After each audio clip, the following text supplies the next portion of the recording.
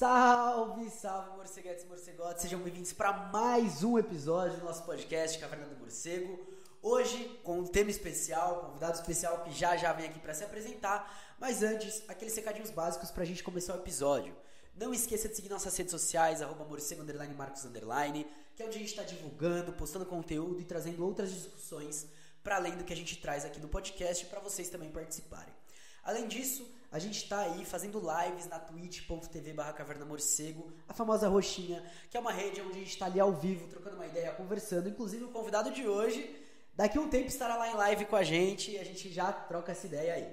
Também queria lembrar vocês que se vocês têm interesse em adquirir seus livros de esquerda, pôster, jogo, no site da Autonomia Literária a gente tem o cupom #morcego na autonomia. Tá tudo aí na descrição, tá? Então, não esqueça de conferir e de apoiar o projeto no nosso apoio coletivo pelo Pix ou compartilhando e divulgando este episódio. Mas, bora lá que hoje o episódio é bom.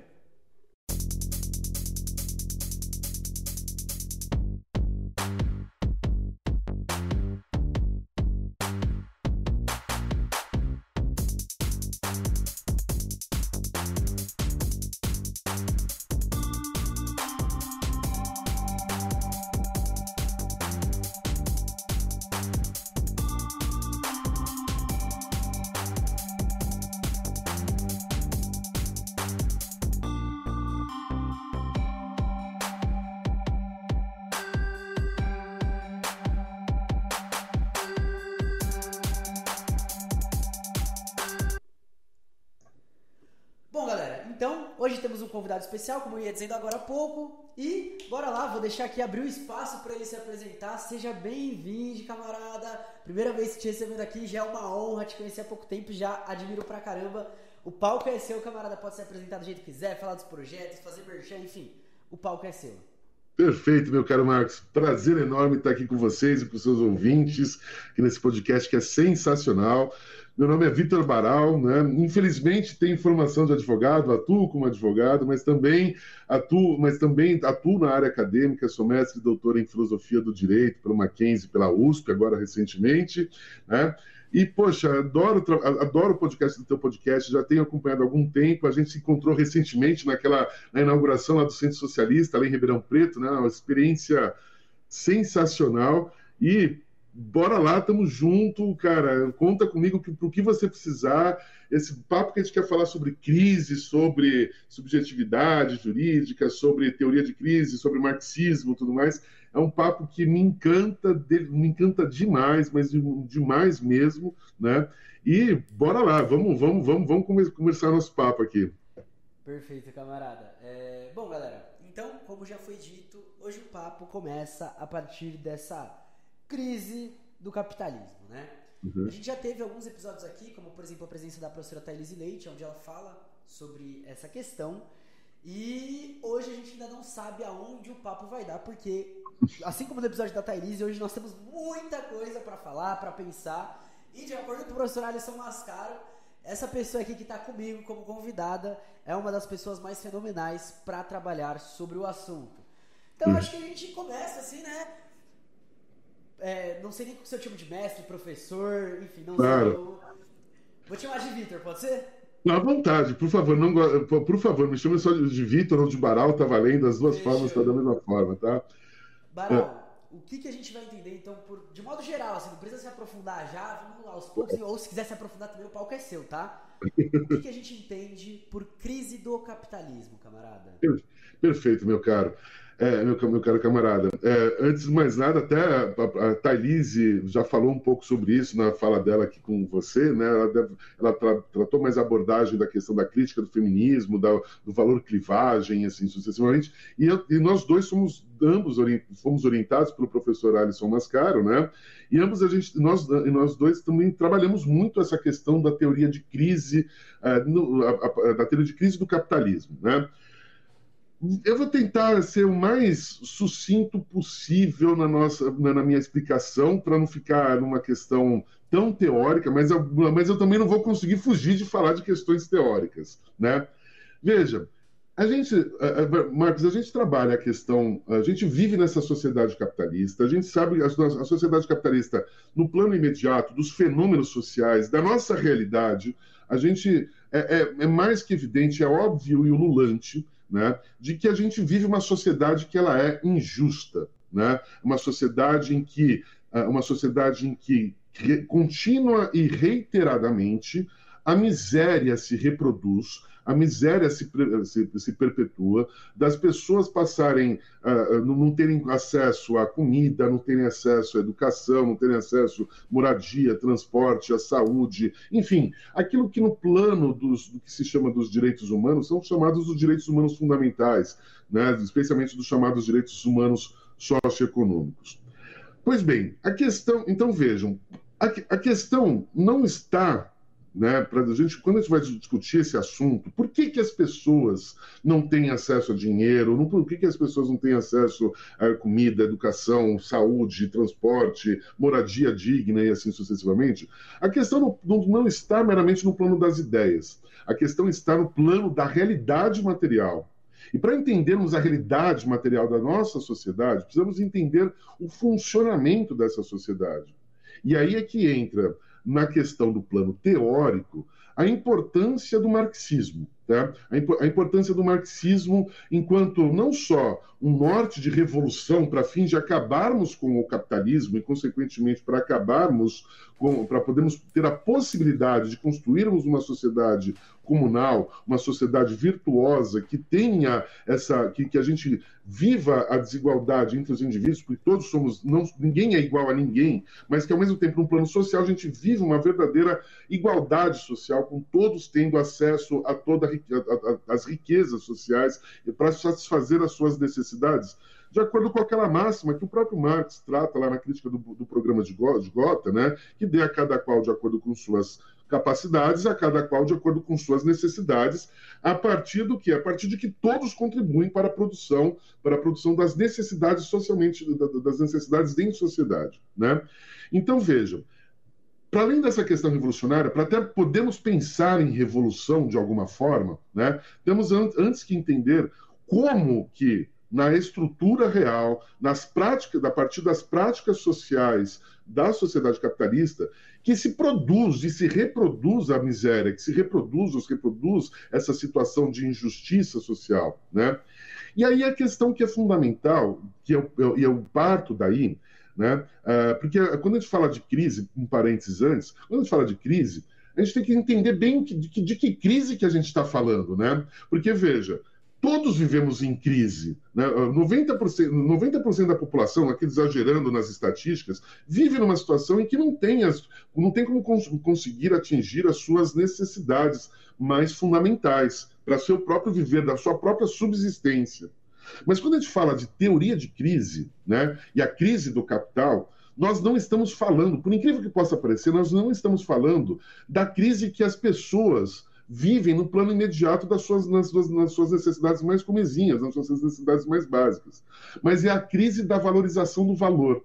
Né? É a crise da produção de capital, é a crise da produção de capital num contexto de como que, a partir da produção de capital, ou seja, esse mais valor que se autovaloriza, na expressão que se utiliza a partir de Marx, né? Como que isso aprofunda essa situação de miserabilidade, aprofunda essa situação de um plano real das pessoas nesse sentido. Então, veja, Marcos, a questão, e aí jogando isso para o plano teórico, né? Jogando isso aqui para um plano teórico, a crise, né? A crise da valorização do valor é o motor estrutural da produção de capital. É a realidade da produção de capital. Sem que haja a crise, não há produção de capital de maneira alguma. Mas de maneira alguma. E como é que isso se dá? Veja, quando a gente fala de capital, a gente está na definição própria de Marx, capital é o valor que se valoriza. Ou seja, aquele mais valor que é explorado no processo de produção, né? É aquele mais valor que é explorado no processo de produção e que isso permite aos atores imediatos do dia a dia terem mais lucro, que é o que nos coloca aqui dentro. Tá? A questão fundamental aqui dentro, e essa é um aspecto mais rico da teoria marxista enquanto método científico, é que Marx aponta, ele não está analisando o indivíduo, mas sim a sociedade. E ao apontar a sociedade como foco teórico da sua ciência, do seu método científico, ele aponta que o valor ele se apresenta numa dimensão social e não individual.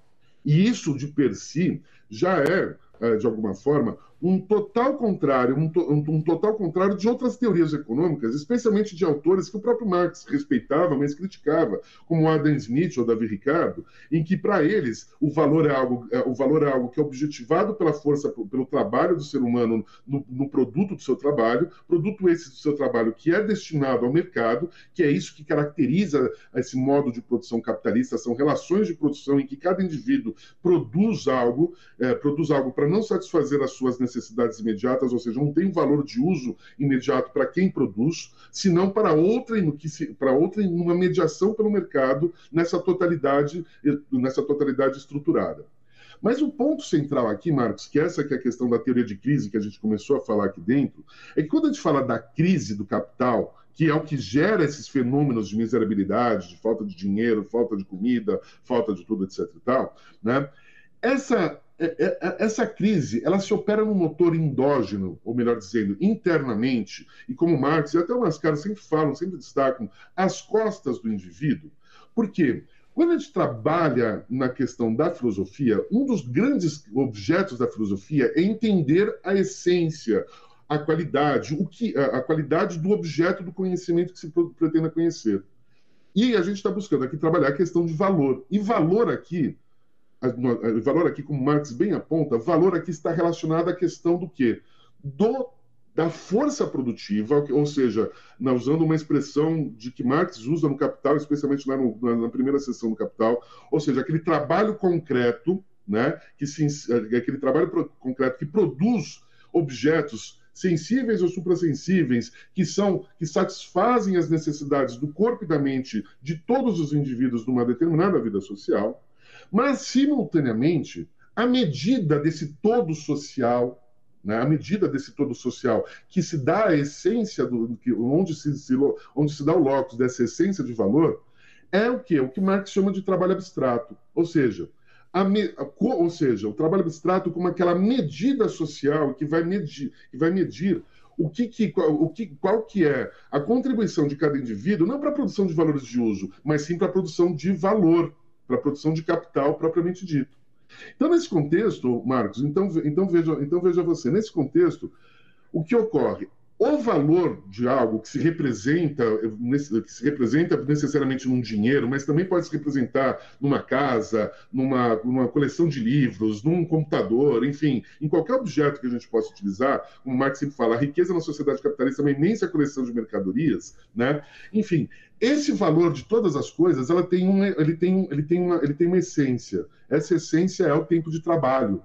Mas esse tempo de trabalho ele se mede não a partir eu não posso tomar esse tempo de trabalho a partir do indivíduo, mas como sendo o tempo de trabalho socialmente necessário à produção e à reprodução do quê? De valores de uso? Não, de valor de capital, de valor que se representa em dinheiro, que é esse mais valor que é expropriado no processo de produção. Essa relação, ainda estou no campo abstrato, depois eu vou num sentido mais concreto do dia a dia. Nesta produção, né, nessa produção de valor da força produtiva que se mede em tempo de trabalho, se opera aqui dentro uma contradição. E aqui é importante a gente entender o que é contradição, né? E aí que está o maior elemento do método de Marx, que é a dialética. Quando a gente fala de contradição ou da dialética, a gente não está falando aqui aquela dialética socrática do diálogo de contrários. Eu entendo uma coisa ou você entende outra. Né? Mas sim numa contradição real, para não cair no hegelianismo da contradição do idealismo com a realidade, da realidade com a ideia, tudo mais como na leitura de Hegel, né? Mas a contradição aqui é uma negação em si mesmo.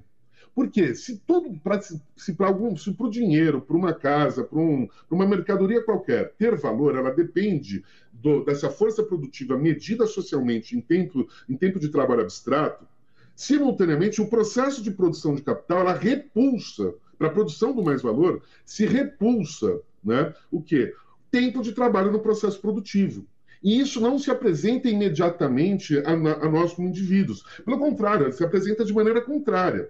Então, por exemplo, quando a gente fala, por exemplo, do desenvolvimento de uma determinada técnica de produção, que é a questão do mais-valor relativo, que o Marx vai falar lá no vai desenvolver muito no Grundrisse, mas especialmente lá no Capital, na seção 2 do Capital, né? Para produzir esse mais-valor, é impossível, como Marx aponta no Capital, que esse mais-valor esteja no trabalho que já é objetivado, ou seja, nos meios de produção, nos insumos que são necessários a produzir, desde uma casa, desde uma comida, ou até mesmo uma petição de advogado. E para que se possa produzir esse mais-valor, a única fonte variável que nós temos é o trabalho vivo. Né? É o trabalho vivo, ou seja, aquela força produtiva humana, necessariamente humana, né? Que se representa em tempo de trabalho em tempo de trabalho abstrato, que assume aí sim a forma de uma mercadoria, né? Essa é a única parte variável que permite a exploração do mais-valor. E aí o que se fala, trazendo isso para uns jargões mais tranquilamente, né? Nós temos, no processo de produção de capital, na sua estrutura total, todos nós somos atravessados por aumentar constante e continuamente a nossa produtividade. Porque aumentando a nossa produtividade, nós inserimos mais força de trabalho vivo nesse processo de produção. Só que eu tenho limites fisiológicos, que é o chamado mais-valor absoluto, a produção de mais-valia absoluta, né? Que é o tempo que a gente precisa para descansar, comer, viver, etc. e tal, tudo mais. E daí que se opera um segundo constante, que é o fator determinante de toda a crise da produção de capital, que é a produção do mais-valor relativo. Por que é relativo? Porque eu modifico. Por que é relativo? Porque isso se dá pelo desenvolvimento das técnicas de produção, né, em que eu produzo mais no menor tempo. No plano imediato, quem produz mais no menor tempo consegue produzir mais mercadorias que vão ser levadas a serem vendidas no mercado, mas simultaneamente, no que diz respeito naquela parte oculta, que não é imediata, que não se apresenta aos olhos do indivíduo, mas perpassa as suas costas, o que ocorre? Ocorre que há uma quando você produz mais em menos tempo, você está diminuindo o valor do próprio tempo de trabalho. Quando isso? Então, veja, isso ocorre essa é uma determinação que atravessa a todos nós, né? Quer seja a mim como professor, ou a mim como advogado, a você como educador, a você como trabalhando fazendo todo esse trabalho importantíssimo de podcasts, ou até mesmo ao faxineiro, ao lixeiro, ou até mesmo ao bancário, de alguma forma. Eu quero produzir mais, sempre em menos tempo, né? E quando isso ocorre, quando você produz mais em menos tempo, é que se opera essa contradição fundamental, que é a estrutura do modo de produção capitalista. Porque, ao mesmo tempo que para algo ter valor, ele depende de força produtiva medida em tempo de trabalho, e o valor é algo eminentemente, é uma forma social, uma prática social total, quando eu aumento a produtividade, a despeito de imediatamente o trabalhador individual ou o capitalista individual poder ter até uma chance imediata de ganhar mais, no todo social ele diminui, no todo social o efeito que se dá imediatamente é a chamada diminuição do tempo de trabalho socialmente necessário para a reprodução do capital, e isso nas suas metamorfoses, em que isso se representa sobre a forma de dinheiro, e que isso se atravessa os diversos ciclos da produção para a circulação, para a distribuição, para o consumo, isso enseja uma tendência que Marx vai trabalhar lá no livro 3 do Capital, que é a chamada tendência da queda, a lei da queda tendencial da taxa de lucro. Nessa negação, nesse movimento contraditório, se inseta do endógeno para o exógeno, do imediato para o mediato, o quê? Uma tendência de que o valor que se valoriza e que se representa na forma de lucro, ele vai decair, né? Então veja, isso é o motor da produção de capital. Isso está na estrutura de produção de capital. Isso que dá os fenômenos da crise do capital, que não são necessariamente a crise da que as pessoas vivem por não ter o que comer, mas é a crise de valorização do valor. Nesse salto mortal da mercadoria, né, em que o valor, ou mais valor, que o capital ganha uma própria existência, como se fosse um Frankenstein. Ele é criado por uma determinada essência, que é o valor, que é a força produtiva, mas simultaneamente ele está se matando, ele está se sugando. Ele é como se fosse um vampiro que se torna um zumbi que não consegue mais manter a sua própria existência nesse contexto.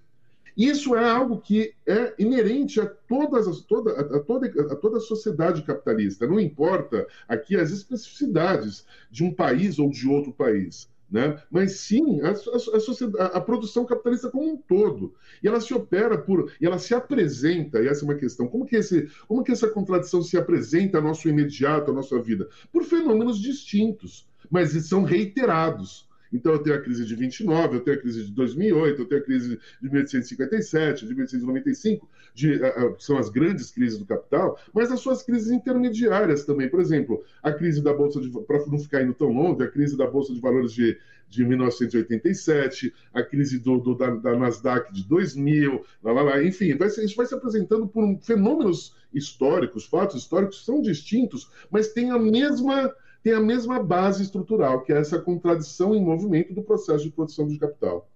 Perfeito, caralho.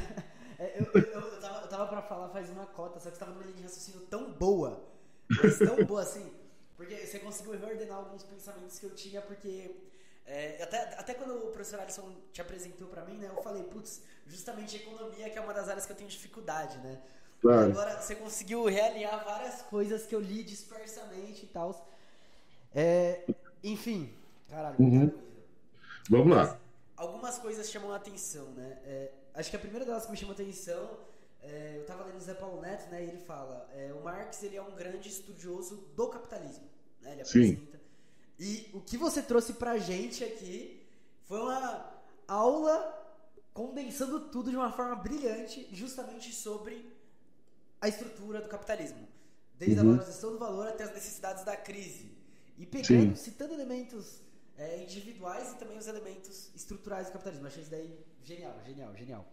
Poxa, legal. E em segundo momento, é uma coisa que me pegou, não sei se era nesse rumo que você estava indo também, mas eu lembrei da mensagem que você me mandou quando a gente estava falando sobre o tema, que você fala sobre essa questão do trabalho concreto, né? Necessário para a valorização do valor. E ultimamente eu estava lendo justamente sobre a uberização. Sim. Que aí eles falam do que está ocorrendo, enfim, eu ainda tenho uma dificuldade em entender e tal, não sei se a galera que acompanha aqui também tem essa mesma dificuldade que eu, mas quando você parou nessa parte, eu acho que foi a parte assim, que mais me ficou na mente assim, dessa questão, para entender também como se relacionar com esse tema geral da crise do capitalismo, e enfim, os outros exemplos que você quiser dar, e a gente vai fazendo exemplo, aí eu falo um pouquinho, faz exemplo, eu falo um pouquinho só para dar uma claro. E aí... Pode ser? Não, claro, com certeza. E antes até de falar da uberização, deixa eu só fazer um comentário que é importantíssimo. Porque essa leitura de Marx, a gente tem que tomar um cuidado de que aqui, e Marx aponta isso, a própria expressão que ele usa no Capital, no livro, especialmente no livro 3, mas não só, nas demais obras dele, especialmente no pós-1851, né, na chamada fase de maturidade de Marx, que aqui, vejo é uma coisa que eu tenho que colocar muito claramente e vou tentar ser o mais objetivo possível. Eu não posso ler as leis sociais, o que Marx chama de lei da queda tendencial da taxa de lucro, lei geral da acumulação, lei, enfim, como leis, como se fosse uma lei da natureza. E eu não quero nem entrar nesse debate da natureza nesse momento, porque é um assunto extremamente complexo na questão. Mas são leis tendenciais. O que isso significa, Marcos? Morcego, o que isso significa? Significa o quê? Que são tendências. Mas o que são tendências? As leis sociais, elas não são leis que denotam uma relação de causa e efeito, como a lei da gravidade. Toda vez que eu jogar uma coisa para o alto, tantas vezes ela vai cair. Isso é uma lei causal. No que diz respeito às ciências sociais, eu tenho que entender essas leis, essas leis que Marx trata no Capital, e que a economia política clássica fala que a lei de Selle, enfim, essas diversas leis que você coloca nas diversas correntes econômicas do capitalismo, como tendências possíveis e que se apresentam numa leitura muito importante que eu recomendo para todos, a partir da leitura de Althusser, né, como uma tendência sobredeterminada. E aí, para não ficar no vazio, comentando a questão da uberização. Veja, vou fazer 2 comentários sobre a questão da uberização das relações. Veja você, a uberização é uma realidade que a gente vê hoje, de uma grande massa de pessoas que assumem um papel social como atores sociais. Esses atores sociais são constituídos ideologicamente a partir das determinações do capital, né? a partir do modo de produção capitalista, né? Como atores de um processo maior da produção de mais valor. Né? Veja você, e para falar da uberização, nós temos que entender um pouco as faixas históricas, as fases históricas do capitalismo até nos dias de hoje. Classicamente se falam de 3 momentos históricos internos à história do capitalismo. Né? A fase daquele capitalismo inicial, colonialista, imperialista, que se encerra em definitivo com a Segunda Guerra Mundial, né? Uma segunda fase do capitalismo, uma segunda fase interna do capitalismo, que é o chamado modo de produção fordista, né? Que dali surgem o que conhecemos como estado de bem-estar social, né? E um terceiro modo um terceiro momento da história interna do capitalismo, que é o que se chama de pós-fordismo ou neoliberalismo. Isso sem prejuízo de já alguns teóricos apontarem que a gente vive uma 4ª fase do modo de produção capitalista, né? O chamado capitalismo digital, capitalismo do século XXI, enfim, né? Que é um debate polêmico ainda nas ciências sociais como um todo. Eu não vou me afirmar se entendo isso ou não entendo isso de alguma forma, mas entenda você o ponto. Para entendermos a uberização, a gente tem que fazer essa contextualização num ponto de vista sociológico, inclusive. Na sociologia, ou seja, no plano dos fenômenos sociais concretos, nós vivemos vamos fazer o corte a partir da Segunda Guerra Mundial, né? a partir do chamado estado de bem-estar social ou do Fordismo. Fenomenicamente, né? Dominou nesse período fordista um modo de produção de capital, da produção de linha de série, né? uma produção em série, uma organização em série da produção, né? com um aprofundamento da divisão social do trabalho, com um aprofundamento da especialização do trabalho, em que cada parte compõe uma parte ali que está no todo da produção, e com isso, inclusive, um aumento da subsunção real do capital ao trabalho e ao conhecimento de um modo geral, né? E isso foi marcado especialmente num contexto do quê? Num contexto que, fenomenicamente, e sobre os ditos do regime jurídico que se conforma a partir de um determinado modo de produção, aqui para usar uma expressão que é muito cara ao nosso querido professor Alisson Mascaro, que se conforma juridicamente a partir do trabalho CLT, do emprego, vamos por assim dizer, daquele emprego que você tinha, que você batia ponto, chegava todo dia às 8 da manhã, saía do trabalho às 6 horas da tarde, ou às 5 vai trabalhar de sábado, a partir dos regimes normais que você tem, inglês, espanhol, a jornada espanhola, a jornada inglesa, a jornada americana, enfim, não importa nesse sentido, em que você tinha uma dada, muito entre aspas, estabilidade social, né, em que a pessoa tinha a visão de futuro de que se ela trabalhasse 35 anos de sua vida por X período de tempo, conseguiria dar para o Estado uma determinada garantia de direitos ou de dinheiros que permitissem ele pagar a sua aposentadoria, a sua previdência, e simultaneamente ele conseguiria, com aquele salarinho, etc. e tal, tudo mais, viver adequadamente. Aquela vida doriana, né? aquela vida doriana, para usar uma expressão de uma propaganda dos anos 80, né? Da família doriana, tudo mais, né? Enfim, e você não estava nessa época. Você não viveu essa época. Eu com meus cabelos brancos, eu sou novo. Eu vou fazer 45 anos agora, mas enfim, não sou tão velho assim, mas eu lembro muito bem disso, né? Brincadeiras à parte, né? Porque senão eu vou começar a fazer piada de mim mesmo na história, né? Os cabelos brancos que me dão, que me fazem me oferecerem assento especial no metrô a todo momento, e eu falo, não tem direito na história. A pessoa fala, não precisa. A pessoa fala, não, mas é seu direito. Eu falei, não, eu não sou velho, eu não tenho só 45 anos. É que os nossos ouvintes não estão me vendo, né? Então depois você manda uma foto minha para você ver meus cabelos brancos na história. Vai ter uma foto na capa do episódio. Mas voltando ao assunto aqui dentro, então vejam, fenomenicamente dominou esse modo de produção, né, o modo de produção fordista até os anos 80, vamos por assim dizer. E do desenvolvimento, veja, e esse modo de produção ele só conseguiu e assim, é muito entre aspas que eu te falo isso, Morcego, muito entre aspas mesmo, uma dada aparência de estabilidade social que não existiu estabilidade social nesse período histórico, quer do plano de vista econômico, quer do plano de vista político, nacional, interno aos países, ou até mesmo no plano geopolítico, né? Mas, enfim, nessa aparência dessa estabilidade, que só ocorre por conta da implementação desse modo de produção capitalista e, simultaneamente, pela destruição do mundo em razão da Segunda Guerra Mundial, e essa é uma das contratendências que Marx aponta lá no livro 3 do Capital, como é que eu faço a diminuição, para combater a diminuição da taxa de lucro, o que eu faço? O que acontece para combater isso? O que Marx chama de contratendências à queda tendencial da taxa de lucro. Marx não aponta isso no livro 3 do Capital, mas a guerra é uma forma de contratendência da queda da taxa de lucro nessa crise de valorização do valor, né? Porque você destrói a mercadoria, você destrói toda uma realidade e gera novas necessidades, gera novas necessidades de dar um impulso gigantesco no desenvolvimento das técnicas de produção. Pois bem, voltando, esse padrão sociológico de emprego CLT, nas crises do Fordismo, começa a ruir. Começa a ruir. E começa a ruir quando? Começa a ruir já no momento inicial que ele se desenvolve, mas ele alcança, se eu pensar a sociedade no plano do zoom, de um zoom, como eu sou fotógrafo, né? Te mostrei minhas fotos e tudo mais.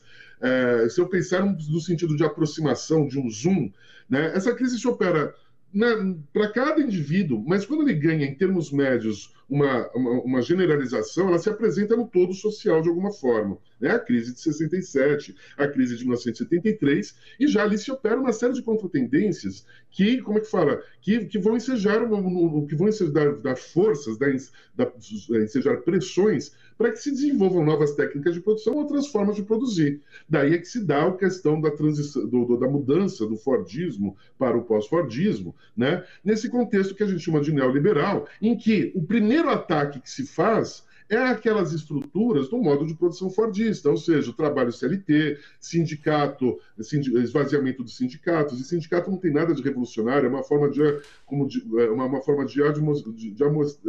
controle, melhor dizendo, da classe trabalhadora, né? Tem um livro ótimo nisso, que eu recomendo a leitura do Bernard Elderman, que está lá da Boitempo, que chama Legalização da Classe Operária, fundamental de se ler esse livro, né? Enfim, e aí começa toda uma série de pressões.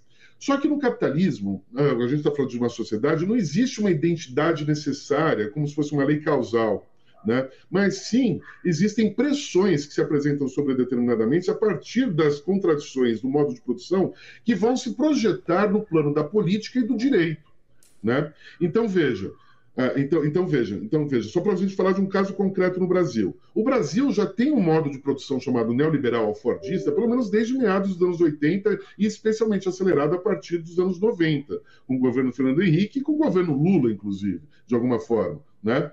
Mas no plano, só que não existe uma identidade necessária entre o plano da realidade da produção, desse modo de produção pós-fordista, que ele é todo descentralizado, cada um por si, é o empreendedorismo, muito entre aspas, o crescimento das relações financeiras, o aumento, a prevalência, a dominância dos setores de serviços e financeiros sobre a indústria real, sobre o agronegócio, sobre a indústria e o agronegócio como um todo, nesse contexto, né?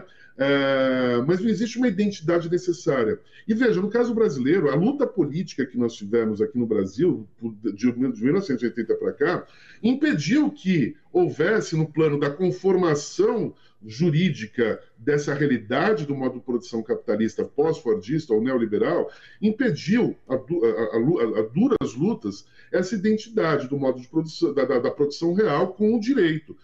Foi necessário um golpe de Estado, né, para fazer passar a boiada, na expressão daquele ministro que não merece ser nomeado, né, enfim, para conseguir passar o quê? A reforma trabalhista.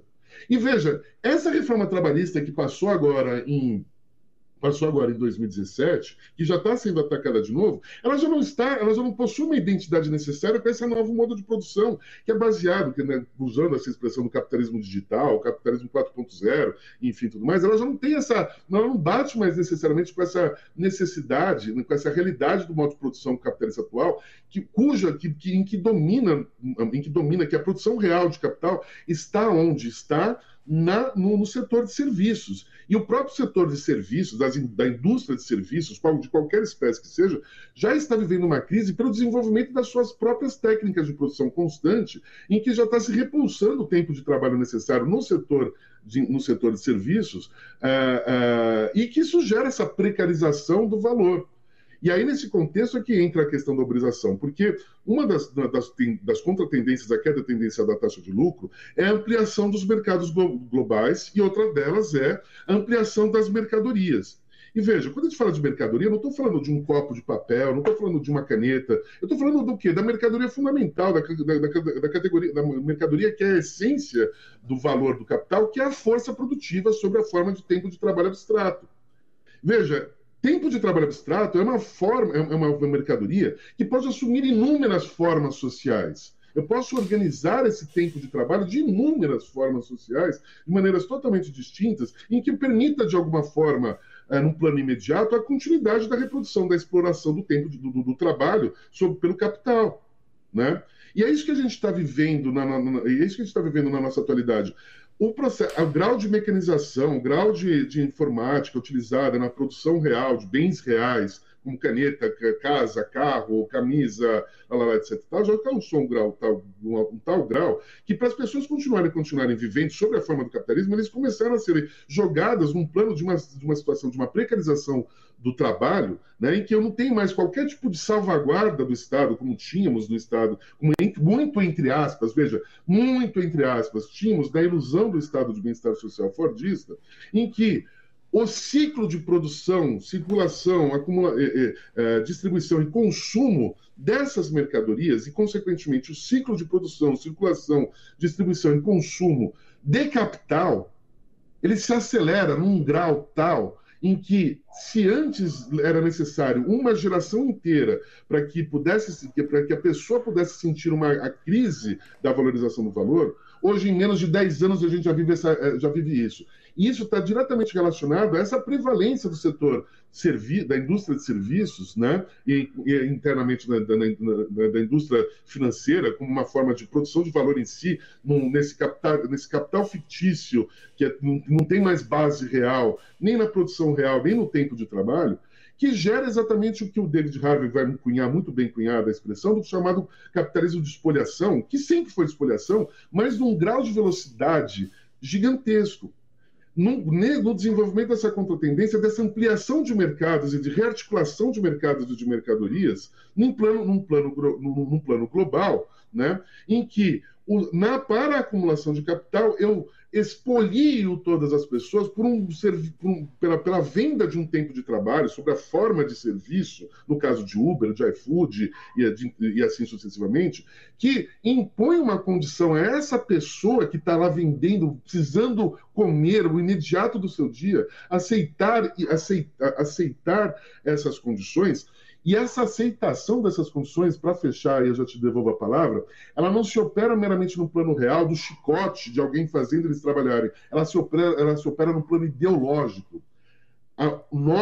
Como Marx aponta lá nos Grundrisses, lá na ideologia alemã, como Alisson fala direto e reto, como o Althusser fala direto e reto, Nós somos produtos históricos, e a produção histórica dos indivíduos, ela se dá no plano da ideologia, não da ideologia no plano consciente, mas da ideologia no plano inconsciente. Ela perpassa o inconsciente de nós, e nós aceitamos essa ideia de que é certo ser empreendedor, que é certo ficar vendendo a nossa força de trabalho a todo momento, né? E aceitando essa condição de hiperexplorado que a gente vive na atualidade, de não ter condições de ter que vender nossa força de trabalho por R$ 1 por dia, vamos para R$ 1 por hora, de alguma forma, para conseguir ganhar, conseguir comer, pagar uma continha aqui ou acolá, etc. e tal, tudo mais, usando esses malditos aplicativos de banco por aí fora. Eu falo com muitas cargas, eu uso a carga de tinta muito contundentemente aqui dentro. Nós somos produzidos a aceitar essa realidade. Quer no sentido positivo é que isso está correto, quer pelo pragmatismo imediato do nosso dia a dia. Né? Então é isso que está. Então veja, no desenvolvimento dessas contradições, o ciclo da crise se acelerou nos últimos 100 anos de maneira inimaginável. O ciclo dessas crises amplas, né? Dessas crises amplas e estruturadas, ela se apresenta de maneira muito rápida, muito acelerada, porque o ciclo de consumo de capital e das mercadorias é muito mais acelerado nesse contexto. E nesse contexto que a gente vê a produção ideológica de ideias de ultradireita, como a gente está vivendo no momento eleitoral que a gente acabou de passar, de aceitar essa condição de sermos empreendedores, sermos CEOs de nós mesmos, e aceitarmos e falarmos, é isso mesmo, é assim que eu vejo. Porque aí o que acontece? Falando de uma questão muito clara, e é muito real isso. Quantas pessoas eu também não conheço que, ao invés de serem CLT, de conseguir um emprego CLT, isso não posso generalizar, tá? Mas eu vou dar um exemplo banal aqui dentro. Quantas pessoas, como é que falam? Quantas pessoas no Uber, por exemplo, que eu já conversei na minha vida, mas eu não tenho dado estatístico para falar se isso é dominante ou não, mas eu quero falar assim, porra, no Uber eu ganho, trabalhando 16 horas por dia, eu ganho 3 pau por mês. Se eu tivesse num trabalho-emprego já totalmente precarizado, sob a forma de CLT, no máximo que eu ganharia R$ 1.500, R$ 2.000 por mês. O cara não está preocupado no amanhã, ele está preocupado no imediato de hoje. Isso faz com que ele... E a ideia da riqueza, que é a única ideologia no sentido amplo, que atravessa a todos nós, quer assumamos o papel de capitalistas, quer assumamos o papel de trabalhadores, não importa a forma como a gente venda, a única ideologia dominante que nós temos é a da riqueza. Todos nós queremos acumular riquezas. O como é que dá esse antagonismo necessário nessa estruturação de classes entre capitalistas e trabalhadores sobre qualquer denominação que eu possa dar, se é prestador de serviço, autônomo ou empregado CLT. Então, veja, ideologicamente, todos somos atravessados por essa ideia do imediato da riqueza. E daí que eu tenho uma legitimação hoje gigantesca de não ter mais essa visão de querer ter um emprego formal e CLT. Mas isso não se dá pelas ideias, isso se dá pela realidade própria das estruturas do modo de produção de capitalista e do seu regime de acumulação. Na atualidade, o regime de acumulação frente a taxa de lucro ser ínfima, né? E aí eu vou fechar nesse ponto. Frente à taxa de lucro ser ínfima, eu tenho que aumentar a quantidade de massa de valor, de mais valor acumulado na forma de lucro. É aquela velha pergunta, Morcego. Quem tem uma taxa maior de lucro, o pipoqueiro ou o McDonald's? É o pipoqueiro. Mas quem tem a massa de lucro maior? É o McDonald's. O que o McDonald's faz? Ele abre lojas em todo o mundo explorando o trabalho, explorando por meio do comércio, por meio da relação de compra e venda de uma comida horrorosa, né? E eu não tenho problema nenhum de dar esses adjetivos aqui dentro, uma comida que não é comida, que não alimenta, que só faz mal à saúde, né? Enfim, mas que dá um gosto um gozo imediato pelo açúcar e pelo sal, hiper colocado nesses alimentos, para a pessoa que consome. A mesma coisa agora no Uber. O Uber, o que é? Uma empresa americana, dentro do contexto do imperialismo americano, que explora o trabalho de trabalhadores do mundo inteiro, né? Tem uma massa de lucro gigantesco para fins do quê? Para fins de perpetuar o imperialismo do dólar americano, para fins de perpetuar essa prevalência da economia americana no contexto geral da concorrência do capitalismo em escala global, né? Isso é um exemplo, não existem inúmeros outros, né? É isso. Caraca, eu amei essa parte, né? Porque, enfim, como eu falei, eu tava lendo um livro sobre uberização e aí é organizado pelo Ricardo Antunes, né? Que ele chama de Sim, que é ótimo. privilégio Um da livro servidão. sim. E eu acho que, assim, né, discorrendo até um pouco, enfim, é muita coisa. Eu tava pensando como que eu vou ordenar isso daí pra colocar pra fora, né? Mas é muito esse sentimento de que, tipo assim, desde a própria ideologia do trabalho, né? Por exemplo, dentro das igrejas, minha avó cresceu me dizendo o trabalho dignifica o homem. Então, a Sim. questão de, você trabalha 16 horas, mas ainda assim é um trabalho, você não é um vagabundo e tal, não sei o quê. Desde isso, mas até realmente essa ideologia empresarial que vem para todos os lados, né? A gente teve agora o sindicato lá do Paraná expondo a cartilha da educação que foi colocada para ensino básico, falando a mentalidade do pobre e a mentalidade do rico. Uhum. Tipo assim, eles atacam em todos os níveis para estruturar ideologicamente, desde quando a gente tiver a primeira aula do ensino básico até quando a gente for trabalhar através desses discursos e tal. E no livro, que é composto por vários artigos assim de vários lugares, então vai ter Espanha, vai ter Portugal, vai ter Canadá, vai ter Brasil. Praticamente todos os entrevistados em algum momento falam, né? Eles parecem que o tempo todo querem colocar que a gente é empresário. Só que aí as pessoas ganham, né? Como você falou, por exemplo, R$3.000, acontece qualquer problema no carro, a pessoa não tem salvaguarda nenhuma. Acontece qualquer acidente, você que paga. Enfim, e vários elementos assim vão acontecendo. E embora ainda seja uma coisa que esteja se construindo, né? Porque eu comecei a ler um pouco sobre o infoproletariado e tal, o trabalho que eu faço é um trabalho que está recaindo sobre isso, né? Então, por exemplo, a rede que a gente faz live, que é a Roxinha, ela pagava uma porcentagem X até o começo do ano passado. Uhum. Passado um tempo, ela diminuiu essa porcentagem que ela pagava. A gente passou a receber menos nessa rede. Porém, como você se articula para exigir o que você recebe se você não tem um espaço físico dessa rede? Se você tem diversos acionistas que estão tomando controle disso e, teoricamente, não tem um dono. Se você manda um e-mail para quem deveria fazer o respaldo dos trabalhadores e você não tem esse contato, que é o mesmo papel que a Uber, o iFood e as outras Deliveroo que tem na Inglaterra lá fazem. Justamente de colocar só como uma mediação das coisas. A gente coloca quem está vendendo, quem quer consumir, e é só isso que a gente faz. Mas a gente pode bloquear você sem avisar nada, só tipo, pronto, bloqueamos. Sim. Tipo assim, é um nível absurdo que consegue atacar todos os planos da nossa vida, assim, desde a educação até a questão do trabalho, ideologicamente, e fudendo a gente materialmente de uma forma que a gente não consiga resistir. E aí entra outro elemento, que é o elemento que eu comecei a estudar, porque eu estudo um pouco sobre movimentos sociais dentro da faculdade, né? Eu faço sociais. E é a área assim, que eu tô seguindo, essa área de sociologia política, né? É uma delícia, lindo. É uma delícia, é uma maravilha. Infelizmente é muito triste quando a gente olha pra realidade, mas é uma maravilha. Quanto mais a gente conhece, quanto mais. Aquela velha expressão, a ignorância é uma dádiva, né? Quanto mais você conhece, né? Para usar a expressão do mito da caverna de Platão, vamos para a luz ela te desconforta, depois você enxerga o todo, o todo real, mesmo como ele é, e não meramente as sombras, você não consegue voltar atrás para as sombras, né? Mas você é atacado por aqueles que vivem nas sombras, né? Enfim. Inclusive, Caverna do Morcego nasce como uma referência à Caverna do Platão. Eu sei, eu imaginava. Mas é muito louco como, inclusive, existe um ataque muito contundente à questão do entendimento da classe trabalhadora como classe, né?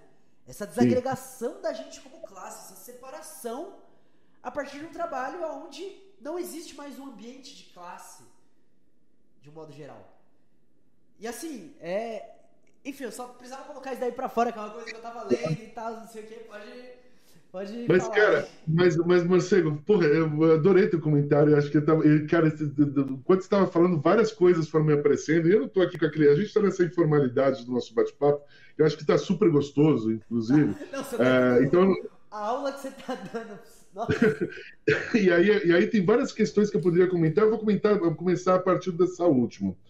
E aí eu vou trazer um assunto que é extremamente polêmico. E eu não tenho medo de polêmicas nesse contexto da academia, tá? você falou que você entrevistou a Thailise até recentemente, né? E a Thailise é uma grande especialista num ramo do marxismo, né? Que se denomina como nova crítica do valor, né? A partir da leitura do Robert Kurz, do Iap, que eu também leio muito, mas não tenho o grau de profundidade de conhecimento que a Thailise tem, mas eu me filio a essa ideia.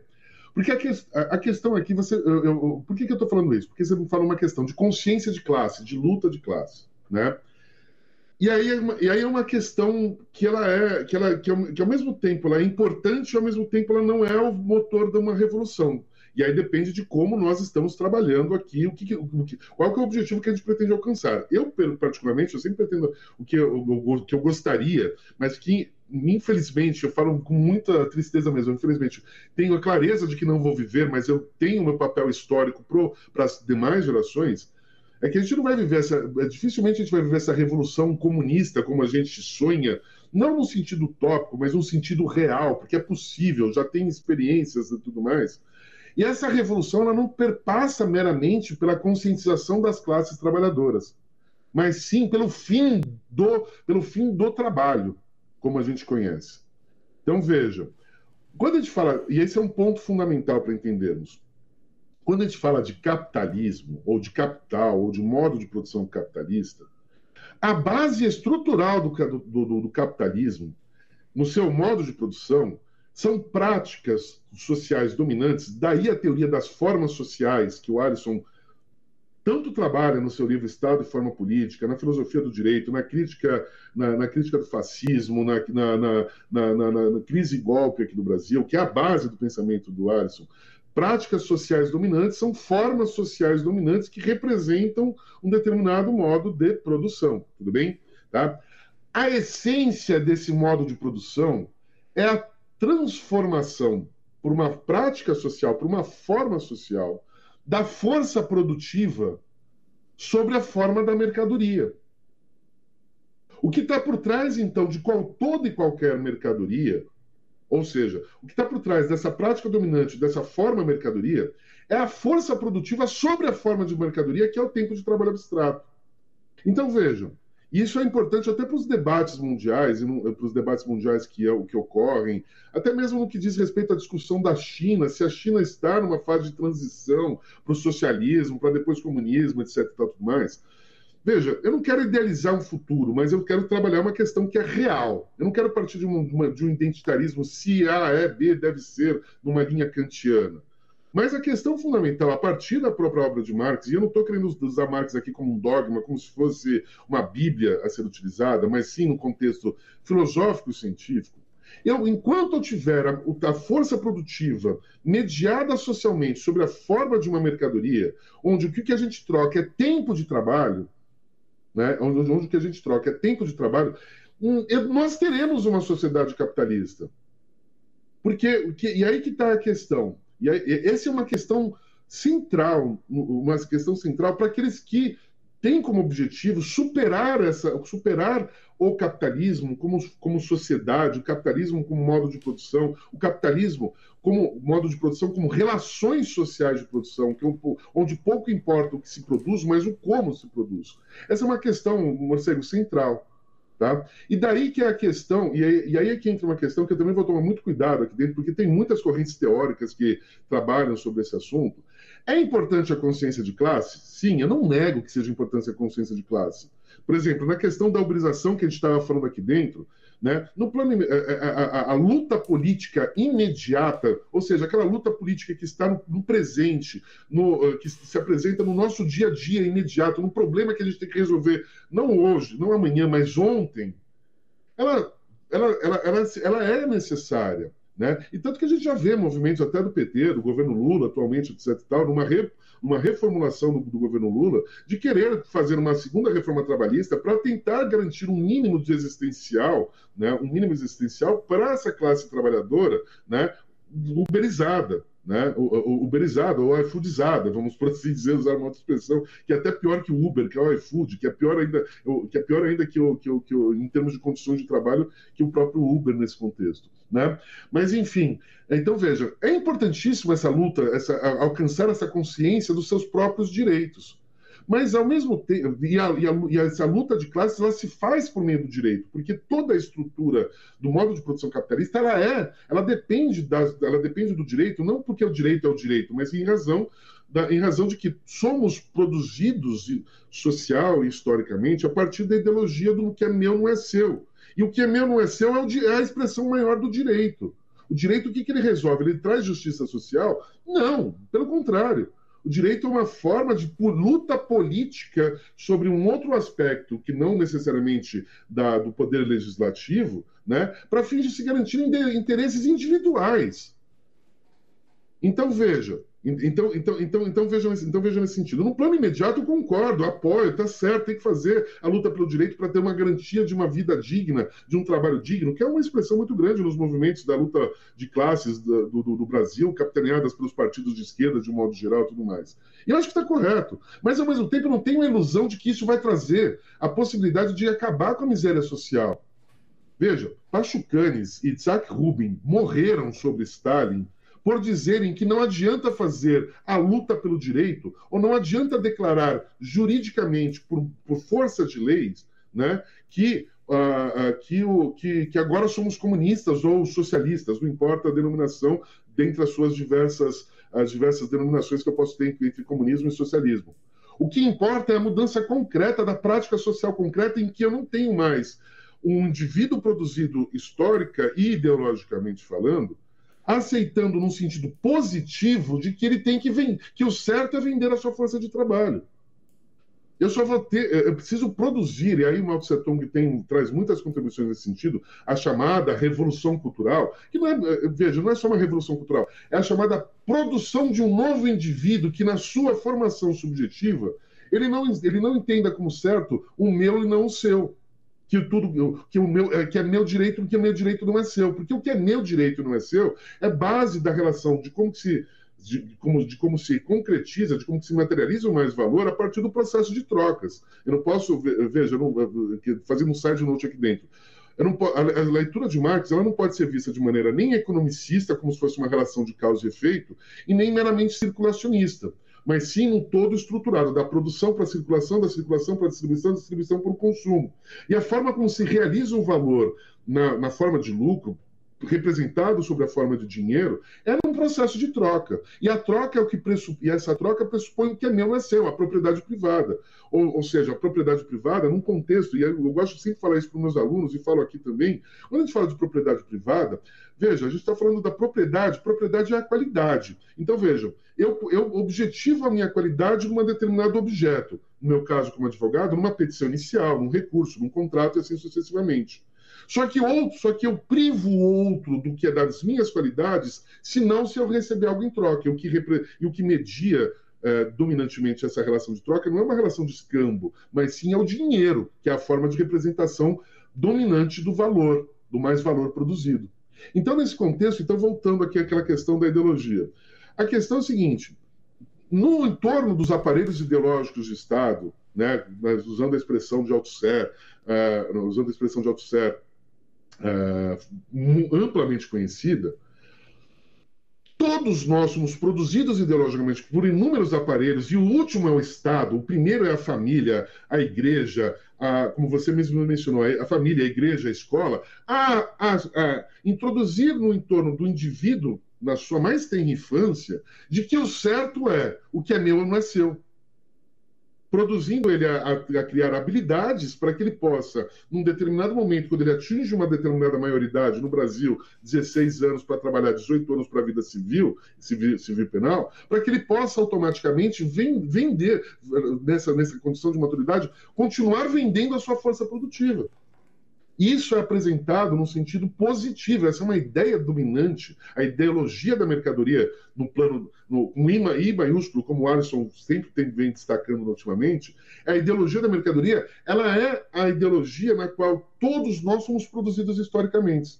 Daí que nós, na atualidade, e eu falo isso com muita tristeza, na atualidade, não se vê exemplo mundial de uma produção de indivíduos sociais históricos que não sobre a ideologia da mercadoria, do que é meu é seu. Daí que, muito embora, então voltando, muito embora eu possa até resolver um problema imediato como é que fala? Pela positivação quantitativa de mais direitos, como os direitos do Uber, do iFood, isso não é socialismo, isso não é nem comunismo, quiçá comunismo. Eu posso enxugar o gelo do problema imediato agora, mas a estrutura continua presente. A estrutura, o que gera essa necessidade, ela continua se operando. Ela continua se operando sem fim. Né? É a mesma coisa, aí me permita só fazer um comentário maior, já te dou a palavra. É a mesma coisa, por exemplo, a gente está vivendo agora, né? A gente fala tanto da questão do aumento da criminalidade, né? Das pessoas roubando, das pessoas furtando, tudo mais, e a gente não consegue dizer qual que é a motivação, se o roubo ou o furto se dá por uma questão de subsistência, ou se o roubo ou furto se dá por uma questão dessa aparência necessária para ser reconhecido socialmente como rico, né? Ou ainda, por exemplo, uma questão maior, como a gente está vivendo agora, é esse caso da Americanas. Né? O direito ele não se ocupa do porquê que a pessoa roubou, do porquê que a pessoa furtou, do porquê que a pessoa fraudou uma contabilidade em escala macro. Se eu usasse pelo menos o mínimo da lógica da aviação, em que ocorre acidente, vamos resolver o problema, né?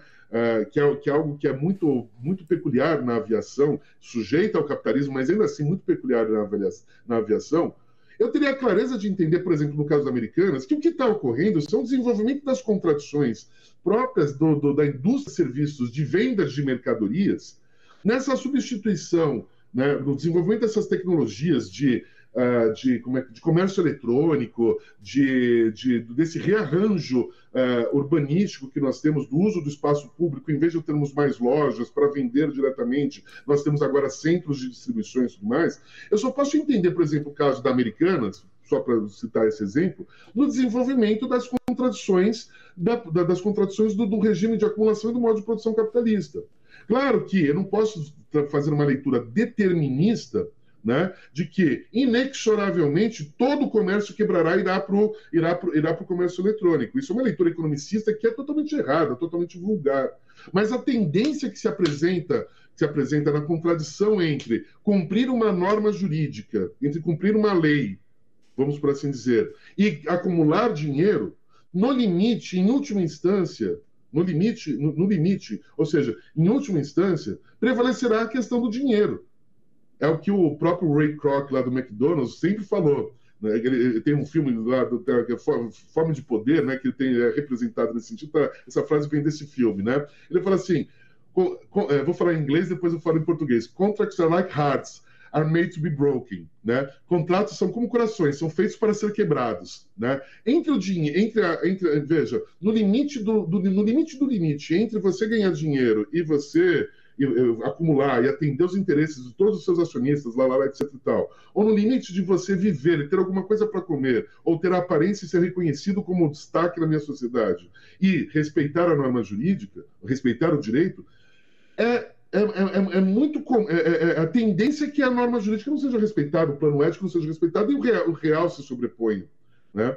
Enfim, então concluindo, veja, essas pressões dessas contradições que se desenvolvem ao longo da história do capitalismo, elas se apresentam como pressões não necessariamente causais, mas como tendências que geram tendências, né? Que vão gerando os conflitos em torno da luta de classes. Daí que eu, voltando ao meu início, que não adianta eu querer fazer a norma, não adianta eu querer aumentar a quantidade do direito. Eu posso resolver imediatamente uma questão da questão do direito num plano imediato e não terei a segurança necessária de que aquela lei vai pegar, aquela lei vai ser cumprida, ou de que ela vai ser adotada pelas pessoas, se não eu não mudar a prática social concreta. E para mudar a prática social concreta, eu preciso produzir indivíduos, nós que queremos a revolução, que entendam que o certo não é o meu contra o seu, mas que sim, que nós vivemos em comum, colocamos em comum as nossas qualidades e vivemos em comum, em sociedade, colocamos em comum nossas qualidades, e sem qualquer mediação dessa sociedade, conseguimos aquilo que é necessário para a nossa existência, né, para satisfazer as nossas necessidades, de acordo com as nossas capacidades, de acordo com aquela velha máxima que eu falei no início lá do Marx, da crítica do programa de Gotha.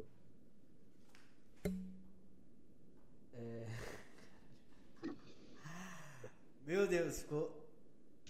Sim, essa parte ficou muito boa, porque eu acho que assim, a grande parte das discussões que a esquerda passa ainda hoje, tipo assim, o que é socialismo, comunismo e tal, não sei o quê, mas até dos passos para chegar nisso, né? Eu tava até com o Florestan Fernandes aqui na minha frente, e principalmente na pós-ditadura, inclusive texto que eu tô trabalhando aí,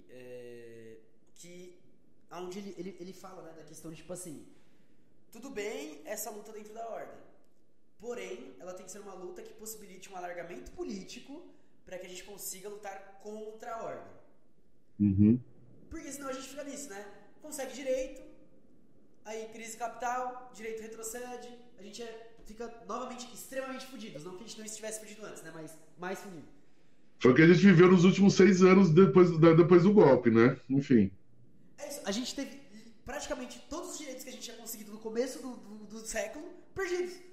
Tudo, absolutamente tudo, derretido. Quer revogado, quer não mais utilizado, né? Enfim, mas...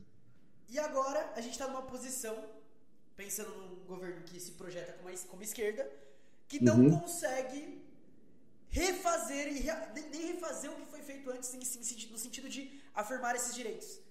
Ou seja, o caminho não é por aí. Sim, não é por aí. Não é pela luta pelo direito, é a luta. Eu preciso viver independentemente do direito. Todos têm direito, independentemente de ter direito. Nós vivemos socialmente, nós participamos da riqueza social produzida. Parece que é uma utopia isso, Morcego, mas não é. A gente teve histórias no mundo de sociedades comunais, até no momento presente, que a gente chama de comunidades indígenas, elas vivem de maneira comunal, claro.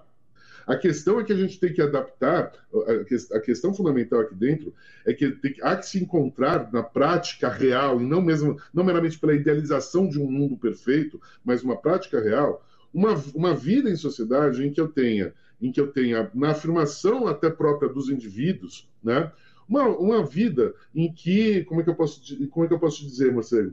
É uma vida em que a gente tenha uma outra forma de divisão social do trabalho, uma vida onde a gente não tem a mediação do dinheiro, ou seja, é o fim do dinheiro como mediação, né? Onde domine esse viver em comum, né?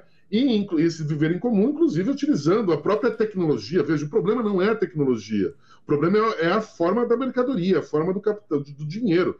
A gente usa a tecnologia em favor de uma vida mais prazerosa, de uma vida que a gente possa alcançar aquela máxima de Aristóteles, né, da felicidade, da eudamônia, em que eu possa viver, alcançar construir uma sociedade virtuosa, né, em que não necessariamente eu tenho que trabalhar todos os dias, 7 dias por semana, para conseguir pagar minhas necessidades.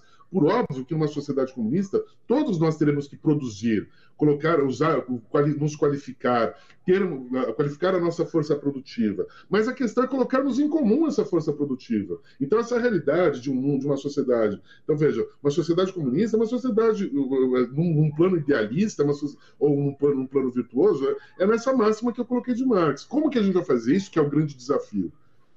Como que a gente vai fazer isso, que é o grande desafio? Como que a gente vai transformar isso numa forma de sociabilidade dominante na nossa sociedade? Incorporando questões ambientais, de diminuição dessa hiperexploração do capital, de um novo viver que a gente ainda não sabe qual que é.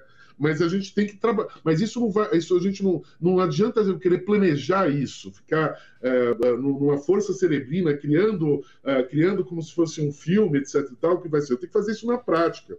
E aí é que entra a questão que eu fiquei tão encantado lá quando a gente esteve lá em Ribeirão Preto, do Centro Socialista. Sabe? Ali, esse movimento do Centro Socialista é fundamental. da gente romper com essa prática capitalista e até romper com aquela história. Não é uma questão de escambo, sabe? Não é uma questão, então tá bom, então não vou ter mediação do dinheiro, então tá bom, então eu troco, eu sei fazer petição inicial, eu troco isso sei lá, por alface. Não é isso. É todo mundo trabalhar pelo comum, né? Cada um de acordo com as suas particularidades, e do todo tirar, e do todo conseguir satisfazer as necessidades da nossa existência em comum, pensando em comum. Daí a importância do centro socialista, não só como uma forma de uma luta ideológica para entender, usando a tua expressão, criar uma consciência de que a ideologia do capital ela é negativa e não positiva, mas para que também eu possa desenvolver e construir práticas sociais concretas, né, de um mundo comum. E já existem, não é que eu preciso criar a roda do zero. Já existem. A gente tem exemplos lá na Bahia, exemplos lá no Ceará. A Thaís podia falar melhor sobre isso se ela voltar aqui em algum momento, ela participa disso. Eu sou louco para lá para conhecer e viver aquela realidade. Né? Mas infelizmente, enfim, essa é a importância dos centros socialistas como todos, para que a gente possa para que a gente possa parar de falar que infelizmente a realidade pragmática que a gente vive, real, imediata que a gente vive, eu tenho que vender minha força de trabalho para ganhar dinheiro para poder comer de alguma forma e sou eu, SA, eu me preocupo comigo primeiramente e foda-se o restante. Desculpa falar dessa forma, mas é isso mesmo, a gente está aqui. É isso mesmo, a gente às vezes tem que falar de ser bem sincerão, às vezes sem edulcorar tanto as palavras, né? Enfim. Não é isso, é muito do que eu tenho trabalhado recentemente, é nesse ponto. Fico até feliz, eu fico muito feliz quando alguém assim que eu sei que estudou muito mais do que eu, que tem muito mais anos de experiência aí, tipo, na luta e tudo, confirma o que eu tô pensando. Eu olho e falo, beleza, pelo menos no caminho certo, tô indo. Mas, bora, eu ia falar então pra gente encerrar aqui, já, né, como já foi bastante coisa, e aí a gente abre o resto da discussão pra quando a gente fazer uma live aqui na caverna, ainda nesse primeiro semestre. Por favor. E mete marcha. Fechou? Fechou, fechadíssimo, então, meu cara. Antes do Baral se despedir, galera, eu vou deixar na descrição aí o Insta de fotos dele, entendeu? Porque aqui o olhar não é só sobre a sociedade, mas é também sobre um olhar fotográfico aí das coisas, fotos muito boas, inclusive, tá, família? Muito boas mesmo, de verdade. Tive a oportunidade já de dar uma olhada lá no Insta, no site, tudo, então vai estar na descrição do próprio episódio, tá? Baral, se despede da galera aí, dá aquele tchau e vai voltar aqui, já tá confirmado. Com certeza. Morcego, antes de despedir do pessoal, vou despedir com você. Meu caro, delícia de papo. Que prazer, meu camarada, prazer enorme te conhecer. Tamo junto na luta. Conta comigo para o que for necessário aqui no teu canal ou para outras atividades que você tem aqui dentro. E pessoal que está ouvindo a gente, poxa, um prazer enorme estar aqui com vocês. Eu estou à disposição de vocês para a gente conversar mais, quer seja nas redes sociais, quer seja pessoalmente. Podemos até pensar, eventualmente, de fazermos algum encontro nas cidades, em Ribeirão Preto, aqui em São Paulo, eu moro aqui em São Paulo, tudo mais, ou em outra cidade. Contem comigo para o que for necessário. E recado mesmo, lutemos contra o capital, lutemos para revolucionar essas nossas relações sociais. Nunca percam, independentemente do pragmatismo imediato do nosso dia a dia, tenhamos consciência de nosso papel histórico, de construir as possibilidades do futuro, né, de alcançarmos e podermos construir uma sociedade virtuosa que viva sobre essa máxima de a cada qual de acordo com suas necessidades, a cada qual de acordo com suas capacidades. É perfeitamente possível isso. Vamos trabalhar nisso, vamos lutar para isso, tendo a clareza de como lutar, e a luta não se faz a partir do indivíduo, a luta ela se faz coletivamente. Meus caros, prazer enorme. Obrigado mesmo pela oportunidade, Morcego. Adorei estar aqui com vocês, viu? É isso, família. Então, obrigadão para quem ouviu até aqui. Espero que vocês tenham curtido. Não esqueça de divulgar o episódio. Vai estar tudo na descrição aí, os detalhes. Então, acompanha a gente, acompanha o camarada também. Até mais. Tchau. Abraço.